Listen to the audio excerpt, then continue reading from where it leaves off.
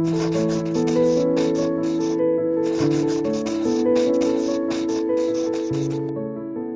let's start with how this book came to be, because you've accomplished something truly special with it by taking the internet, the most ephemeral of things, and making it human and real. You were born and raised in Hong Kong, came here to the States for college, which is where our lives began to intersect, then went on to the mainland to live and report for a number of years.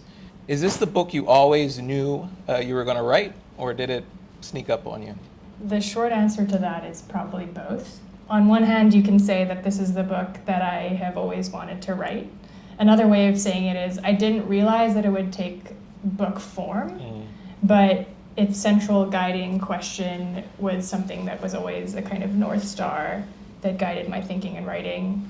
As you mentioned, Kyle, I was born and raised in Hong Kong, so on the fault lines of two political systems, two cultural ecosystems, to digital ecosystems. And if I could really trace the origins of the thinking to my book, it was probably when I was back in high school. I worked as an intern at a state-run publication in Beijing, and I was fully expecting to be, pouring coffee and doing copy edits, but I had the opportunity to write an article on literary magazines in Hong Kong. And I reached out to the editor-in-chief of one literary magazine, and she mentioned that she wanted to publish a particular edition to coincide with the June 4th protests.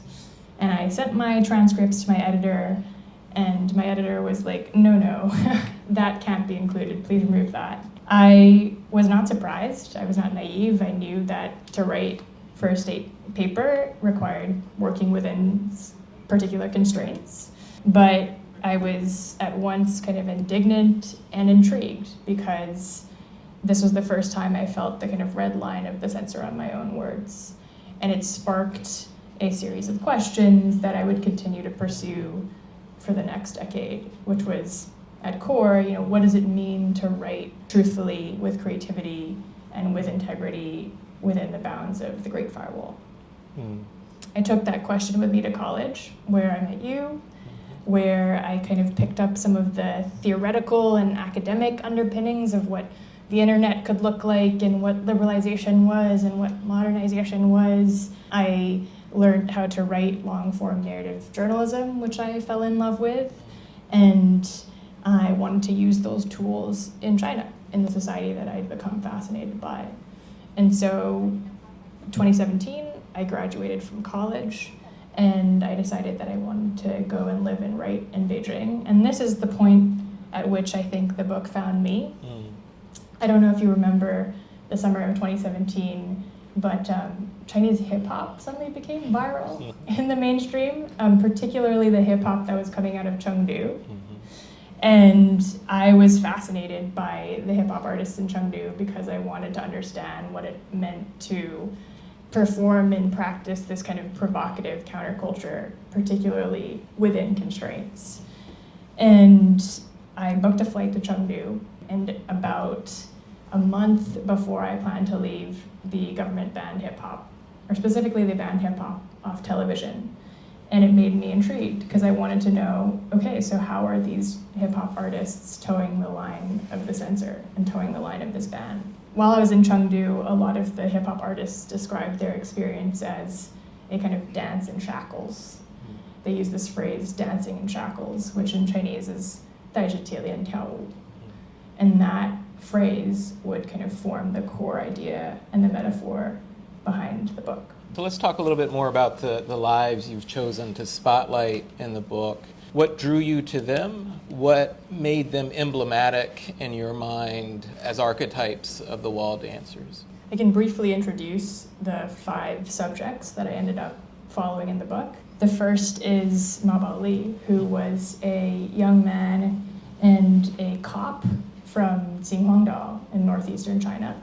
And when all of his peers were nursing crushes on girls, he realized that he was falling in love with boys, but was very closeted and decided that he would continue to work as a cop by day, and by night he would run this underground gay website called Danlan, or Light Blue, named after the color of the Qinghua Sea. He grows his team to 5 to 10, moves to Beijing, comes out, fast forward 10 years later, he's the CEO of Blued, which happens to be the largest gay dating app, not just in China, but in the world.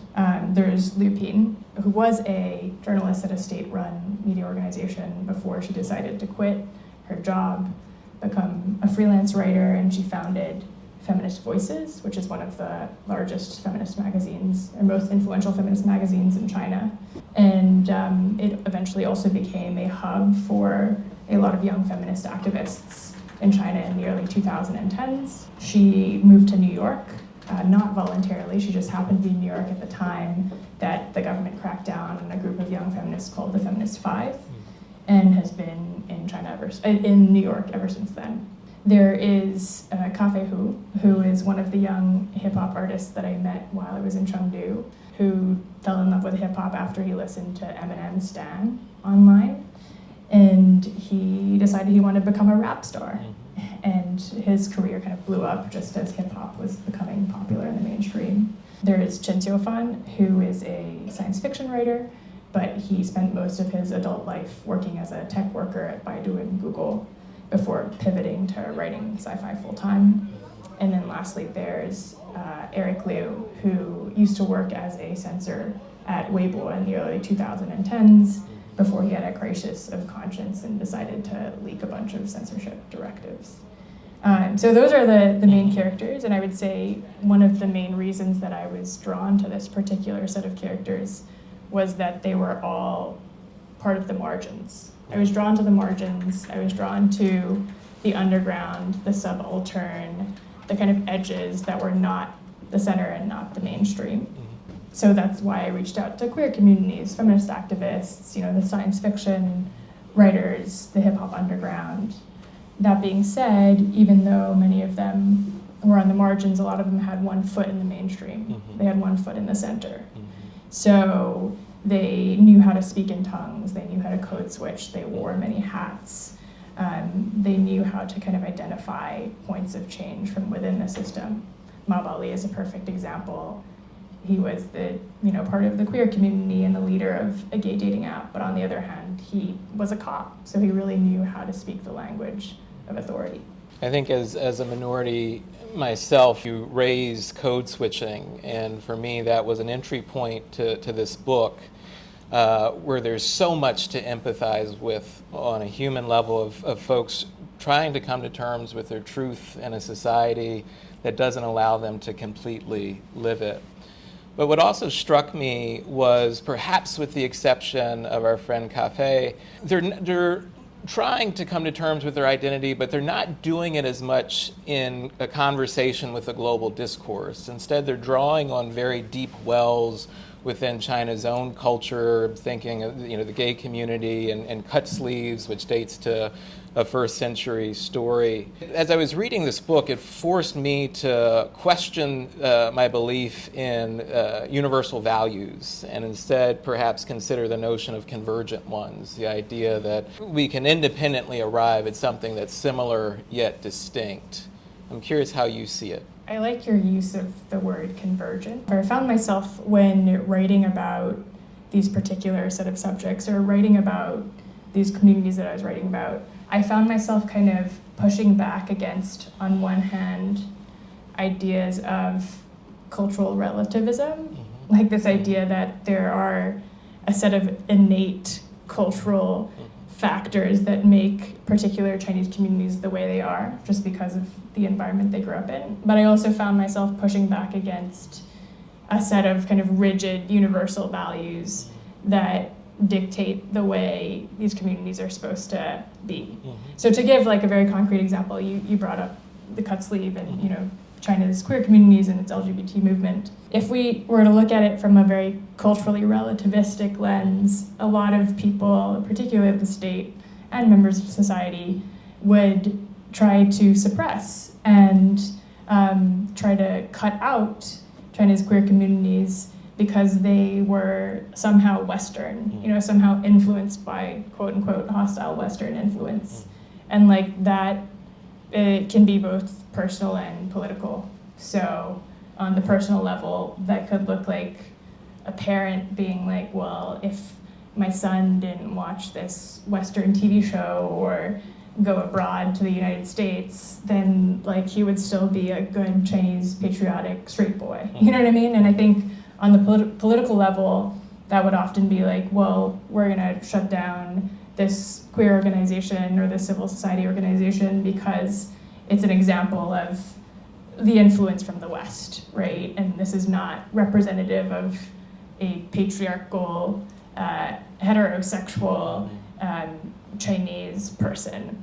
On the flip side, I also found myself pushing back against universal narratives of the queer Chinese experience, because often there would be things like, well, you know, coming out is crucial to queer liberalization, and there's only one way to come out, you know, and you have to come out, and if you don't come out, you're kind of inauthentic or unfree in some ways. And I found myself pushing back against that particular narrative. Or I think using, for example, gay marriage as like a benchmark for what Chinese society had to achieve in order to kind of make progress. I think one example of this like similarity and difference is this idea of, you know, the word queer. It's kind of used by, it was like reclaimed in American society by the LGBTQ community to imply difference, right? That we're empowered by a sense of difference. Whereas in China, the queer community there have taken on this term comrade or 同志, right? To imply like we belong and we're part of the society because we're the same. Like the empowerment comes from likeness. We're in Washington, a town, and I don't think we're going to have the problem in this room, but a town where the intensity of one's views on China is probably inversely proportional to having been, or at least recently. You write about the importance of reading the Chinese internet.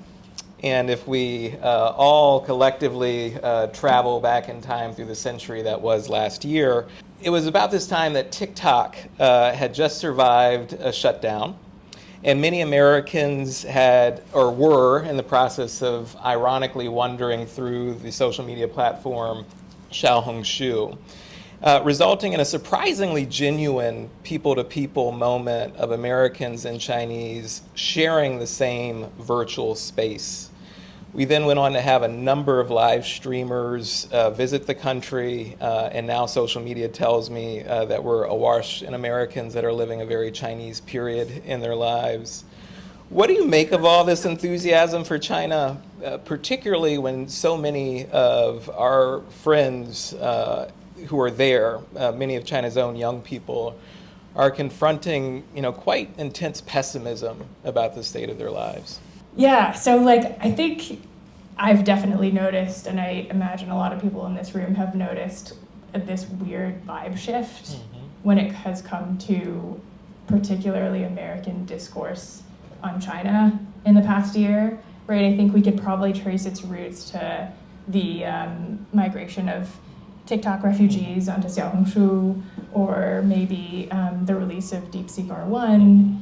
And I think maybe the vibe shift started with like the intellectual chattering class, the policy wonks, the Silicon Valley tech bros who are kind of like shocked by the progress that DeepSeek R1 represented, and China kind of burst into their consciousness as a technological powerhouse. And you have kind of New York Times pundits and Silicon Valley startups all kind of flocking to China and being like, wow, they've got dancing humanoids, or like, wow, they've got high-speed rail and we don't have high-speed rail.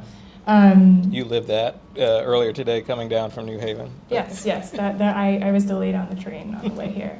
Then I think, you know, shortly after that you have the influencers like Hassan Piker and iShowSpeed showing up in Chongqing and kind of like marveling at the drones and the hardware.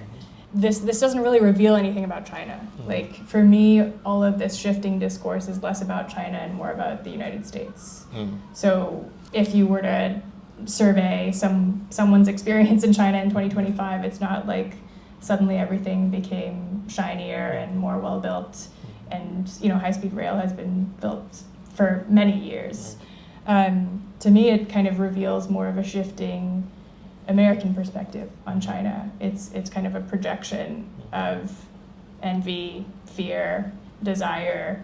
I think this kind of obsession with high-speed rail is rooted in the American realization that they can't build high-speed rail, right? This kind of disillusionment with American dysfunction.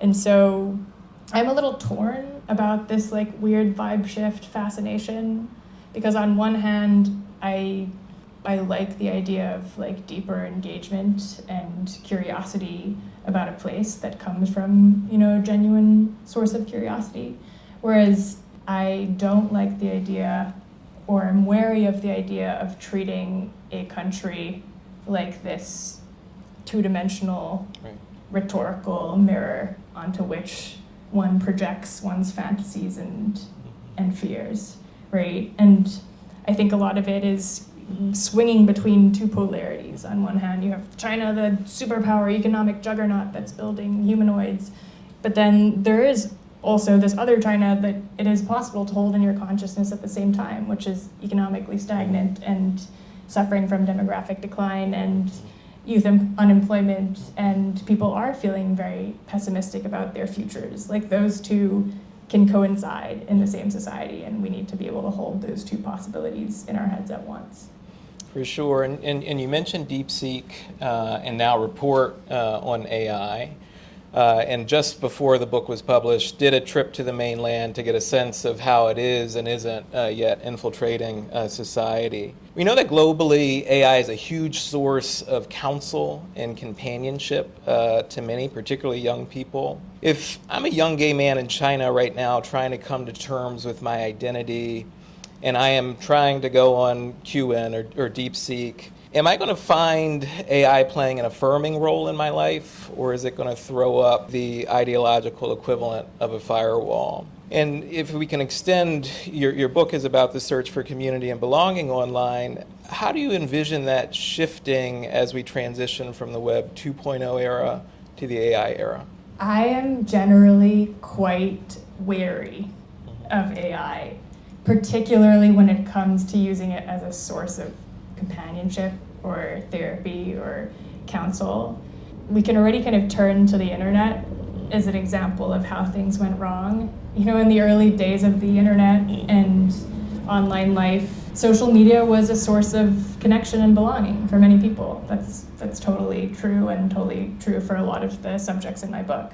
That being said, it got quickly monetized, quickly extracted our attention for profit, and at some point also became a source of great aloneness and attention hacking, one might say. I think in some ways AI will become a more extreme version of that, a more extreme double-edged sword, where on one hand it will give people access to tools that they wouldn't have ordinarily had and be able to connect in new ways. But when you're using an AI chatbot as a companion, you're connecting a person to somebody that doesn't exist, not an actual human being.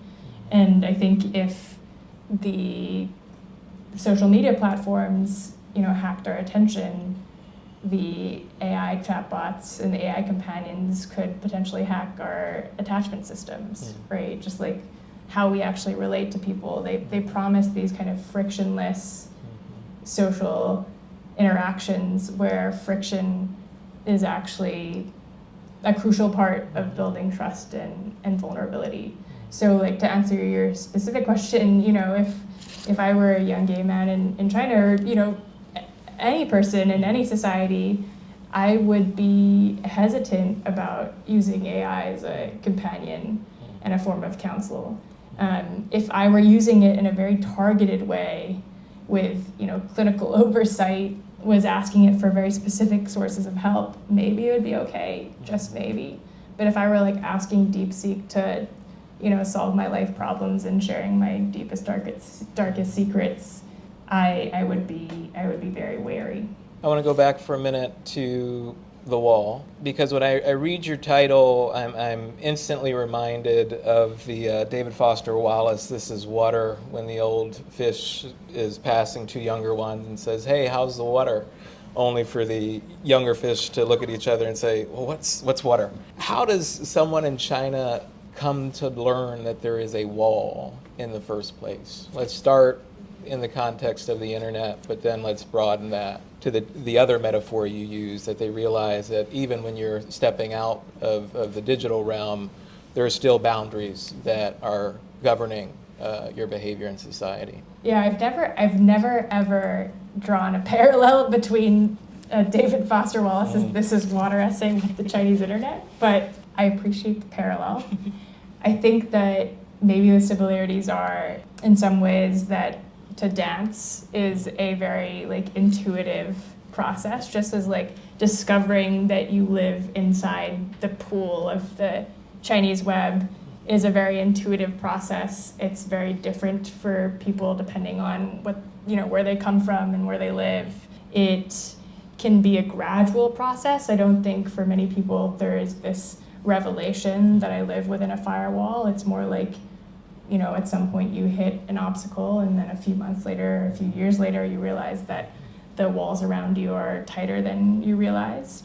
I think that, to be a little more concrete, I could talk about one of the subjects of my book and his experience of discovering the firewall, which in some ways is quite typical of someone of his generation. But one of the subjects that I profile is this young man called Yi-Ling Liu, and he ends up actually working as a censor at Weibo.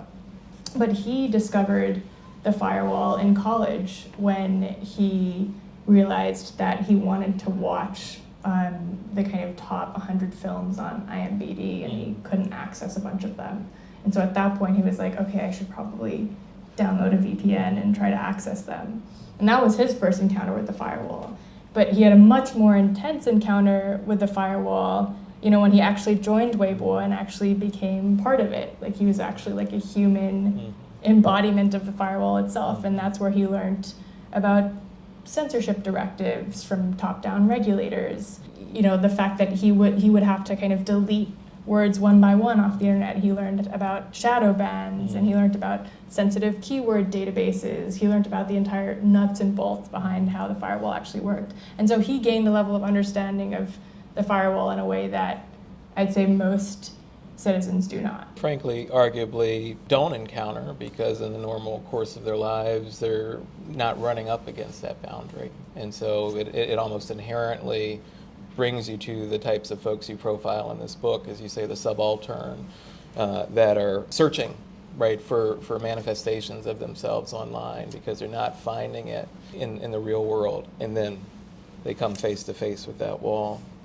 In your introduction, you note it, and I quote here, "It pains me to write that throughout the process of writing this book, I've learned to become my own meticulous self-censor. But I'd rather dance in shackles than not dance at all." It feels shockingly resonant on this side of the Pacific as we navigate this moment in American history.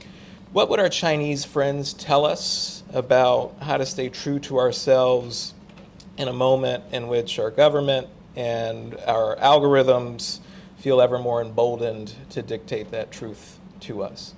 Hard question. Well, I think when I was writing this book, I was surprised the extent to which the US internet would come to resemble China's in many ways. I was surprised at the similarities. A lot of my book is about how the romance of the Chinese internet as a force of liberalization has waned. But against this backdrop, I also realized that the kind of fantasy of the World Wide Web has also waned. I think both internets in both countries have been moving and sliding in the same direction. There are forces that are shaping the World Wide Web that are hardly unique to the Chinese internet. The kind of amplification of illiberal voices, this kind of retreat from the public sphere, the erosion of a kind of shared understanding or common sense. The parallel that I like to draw is just the kind of trajectories of Weibo, the microblogging platform, and Twitter, now X. just as, you know, in 2011 when we thought about Weibo, it was, people described it as this kind of harbinger of free speech. And today, it's hardly that. You know, I think one Chinese intellectual, Guo Yuhashi, described it as like a maggot-infested pile of shit. And it's like completely overrun by trolls and incels. X, Twitter, back in the day was gonna bring about the Arab Spring, and it was, I think, what one journalist described as like a throbbing networked intelligence.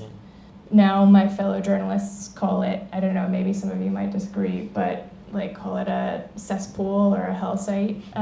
Its content moderation is shaped by the whims of one of the most powerful men in the world. And so, you know, there's this sense that both are moving towards a kind of closure and siloing.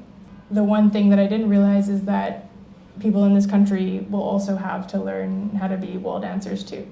And they might have to ask themselves the same questions that many of the subjects that I profiled have been asking themselves their whole lives. When a media company decides that they want to let go of their talk show host in fear of political backlash and repercussion, what are we supposed to do about that?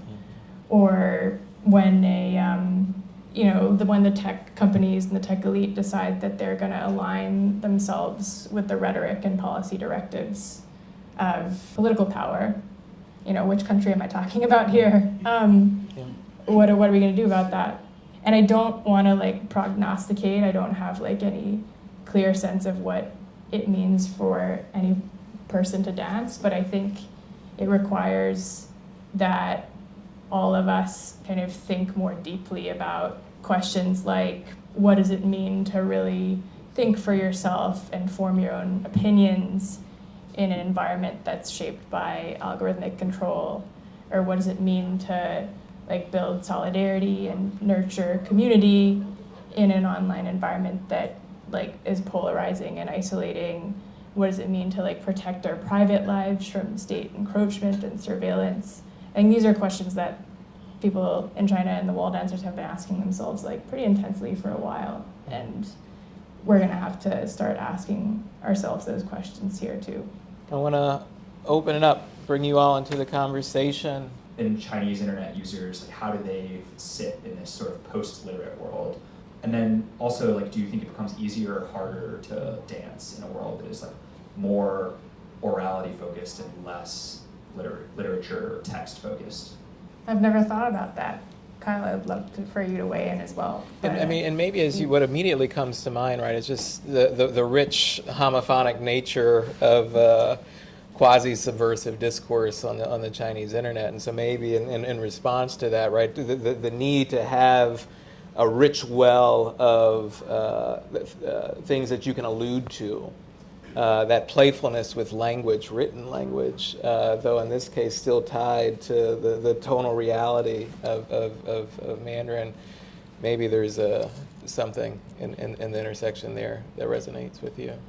Yeah, because I think what makes the Chinese internet so playful is like its ability to play with language, right? But that could be both pictorial, like the kind of written language itself, but it is also like tonal, and it also draws from dialect, right? Even just like the recent obsession with Malfoy, you know, like you don't have to write out Malfoy. It doesn't need to be part of illiterate culture. I guess you have to read Harry Potter, but you know, it is rooted in the tones itself. So I don't really think that playfulness goes away when you switch from a primarily literate kind of textual society to one that's oral. My question is related to the book. Like, how did you find the people that you interviewed, and then what are people's like sentiments toward like the future of the queer and the feminist movements there? Thank you. Often I would spend months, if not years, researching and writing about the communities that they were part of and the topics that they were interested in before I even approached them. So to give an example, the person I was just talking about, Mabao Li, I became really fascinated by Blued in 2019. And I approached their team and said, hey, like, can I write about you guys? And after 3 weeks of hemming and hawing, they were like, no, sorry, no. And I decided to still write about it anyway because I thought it was a really powerful narrative and powerful story that I didn't want to let go of. And I did what I called and I'll explain this descriptor, Gay Talese writes about Frank Sinatra. For those of you who don't know, Gay Talese was like an American journalist who practiced what he called new journalism, and it was a very immersive, kind of intensive form of reporting. He wanted to write a profile of Frank Sinatra, and Frank Sinatra was like, no. So we ended up interviewing Frank Sinatra's employees, Frank Sinatra's friends, like every single person who ever talked to Frank Sinatra, and that's kind of what I did with this particular piece. So I interviewed Bluedex employees, Blued investors, Blued users, people who were part of the LGBT community in Beijing. And I'm kind of glad that I did that. I'm glad that they initially said no, because instead of having this kind of like straight business profile, this was for a specific magazine, I had this kind of like rich online portrait of what queer life looked like in China. Fast forward a year later, the piece is finally out. I'm like, hey, I'm still here, would love to profile you for my book. And he's like, yes. And so this kind of process repeated itself again and again across all 5 of the subjects, where I often wrote entire pieces where I quoted them or spoke with them kind of in small ways, and then would reach out again for a longer conversation and interviews. And your second question was the future of the queer and feminist movements in China. Is there any particular, what do you mean by future, I guess, or? Yeah, I would say like there are quite significant differences actually between the queer and feminist movements. I would say there is a deep sense of pessimism in some ways, and that both of them feel, but laced with optimism. I can talk a little bit about the pessimism first. The shackles have become obviously a lot tighter. I think with the queer kind of civil society and queer communities in particular, it looks very different from when I first interviewed a lot of people in 2019. I think before there was this kind of fear of civil society organization specifically, like fear of group formation, but there was this sense of like, well, as long as there's more visibility and as long as more people come out, cultural attitudes will shift and political attitudes will change accordingly, and that just hasn't happened. Like, we're now at a period of time where it's not just civil society organizing that's not okay, it's like Sissy Boys is getting taken off the internet. Like, there's this sense of like, ideologically this is not okay, like the ideal Chinese man is someone who's like masculine and patriotic and also heterosexual. So I think in that sense, a lot of people that I've spoken to feel sad about the direction things are turning into. The optimistic take that I've heard is that, you know, one particular person described this to me. He said, even though the state's arm is long, it won't reach under my bed sheets. This sense that like my private sphere is still protected. Like, I can still have control over how I want to form family, how I want to build and nurture relationships, even though I can't agitate for rights or be more visible online. Like, this change is still within my control. And I think that is the like little glimmer of optimism that some feel. The feminist movement is a little different in that it has strength in numbers. And I think that's where the optimism comes in. There are so many women in China who do not want to abide by a certain narrative of how they're supposed to be, right? And that boils down to things like just choosing not to have children, or having children on their own timeline, or choosing not to marry. And these like tiny individual choices can be hugely empowering on a very large scale. And so I think that's where this sliver of optimism comes from the feminist movement. Though there's certainly a lot of pessimism around like whether it's possible to gather, whether it's possible to organize and actually push for changes in gender inequality and, you know, with women's rights. But its optimism comes from its numbers. If I can sneak in a question while we're at that intersection of the craft of writing this book and the reality of these communities. we're telling fairly distinct stories in each of the individuals that you're profiling. To what extent, though, is there or isn't evidence of solidarity across the subaltern? Perhaps put it another way, is the wall also a maze that's isolating not just at the individual level, but keeping communities apart from each other as well? Unfortunately, I would say, at least within the particular communities that I have written about, they're quite isolated and separate from, they're not isolated from other communities, but they're isolated from each other. Like, just because you're on one end of a margin and you're on the other end of a margin does not mean you're necessarily going to come together and collaborate. Like, just because you're part of a queer community and because you're part of the feminist community does not mean you're going to come together. There's strong solidarity between those two groups. I think in my particular case, it wasn't just like queer communities and feminist communities. I was looking at tech entrepreneurs and activists, and those two do not come together. Like, those two communities are not building solidarity in any meaningful way. There are many young Chinese users. They grew up entirely within the Great Firewall. How does their understanding of freedom differ from earlier generations? There's definitely like attempts to describe the younger generation and define like the Yi-Ling Liu, the post-2000s, as somehow different from the Yi-Ling Liu and the post-80s generation, right? I think, so I'm gonna like describe those all the while knowing that they might be generalizations, and there's obviously differences from this archetype that I'm describing. A lot of people say the younger generation of online users are more patriotic. Like, they grew up at a time when they didn't go through Tiananmen, and they grew up with the wall. They grew up with the 2008 Olympics, right? They grew up with this moment of China standing up onto the global stage, and they might feel a deeper sense of pride. This is something that I hear often, whereas maybe the Yi-Ling Liu or the Yi-Ling Liu have more of a kind of desire to understand the outside world, and more of a kind of admiration of Western culture. Like, maybe the Yi-Ling Liu grew up watching Friends to learn English, you know, whereas the Yi-Ling Liu are not watching American TV shows, or not watching it with the same lens of admiration or envy. That being said, like, it could also be like a huge generalization, right? I do meet young people who are, you know, in their 20s, if not their teens, who are extremely open-minded and have all kinds of ways of accessing life beyond the firewall and are very tech savvy. And some of them, for example, you know, to return again to queer communities, like, don't even use apps like Blued because they don't need it. Like, they can find queer community on Xiaohongshu, or they can find it on Douyin, don't believe in some of the kind of like more conservative ways of thinking about gender and identity.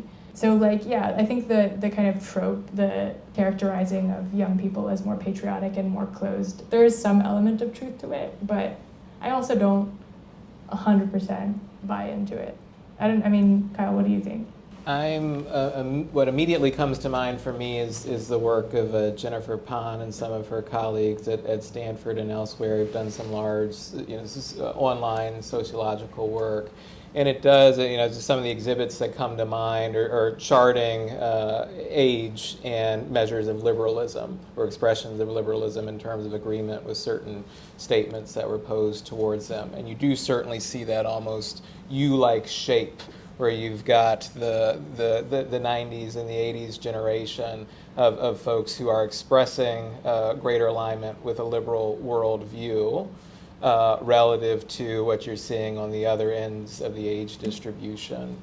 But that intersects with a whole host of other variables, right? She'll also, will chart you know, provincial GDP, which would align with the narrative that, you know, that generally as the province has gotten wealthier, the average citizen is more likely to have a more liberal outlook. But it's also, I think, probably important to decouple some of these things. You can both have a liberal outlook and be intensely patriotic, and so she captures some of that in her work as well, that some of these things that we think travel together can in fact be decoupled from one another, and you see that complexity of emotions that I think, as a foreigner has worked very hard over the course of my life to build true and meaningful and substantive relationships where you can, over time, build the trust, not unlike the way that you had to do the work to earn the trust of your subjects, that you eventually get to a place where you can reconcile that complexity of feeling in terms of both global outlook, their view on China, their view on America, and so on. A lot of the labs trying to push out the best models out there, but also increasingly the question of how AI is going to make society more competitive. So how do you think that's going to happen in China within the wall, and how the Chinese government is going to try and capitalize on that? To give a little bit of context, I think we often think about AI developments in China in relation to the US. I know it's not helpful, but it's a good comparative point, right? It's a good way to describe what's going on. If in the US, like in terms of industry, there is a push towards, or they're stronger at building software, in particular enterprise software, it seems like in China there's a great emphasis on hardware and building humanoids and building EVs. So there's this we're gonna build AI in the physical world, and that's gonna be the kind of relative comparative strength. I think another difference is in the US, we see a lot of this emphasis on moonshot projects towards building a kind of godlike superintelligence and kind of pushing the frontier of advanced AI. And in China, I think if we look at the government's AI action plan, the word AGI or superintelligence doesn't appear once, and the emphasis seems a lot more on commercializing applications as quickly as possible, integrating them and infusing them into every sector of society, be it pumping them into hospitals or making AI civil servants, or sometimes it goes out of hand where it's there's AI air conditioning. I don't know what I'm going to do with this. So it's more hardware, shinier, pump this into every aspect of the economy. I think that's maybe the primary way that they are hoping to maintain competitiveness. And among the startup people and the startup founders and the tech companies themselves, I think there's this sense of much shorter timelines. We need to build products that people are going to use today, which feels very different from what we're seeing here in this country, where it's one dude founds a company off millions of dollars of VC funding and is I'm going to build God. If I'm taking away anything from this discussion, is there's an honesty in the pessimism, which almost in the spirit of the truth shall set you free, is it's perversely its own source of hope.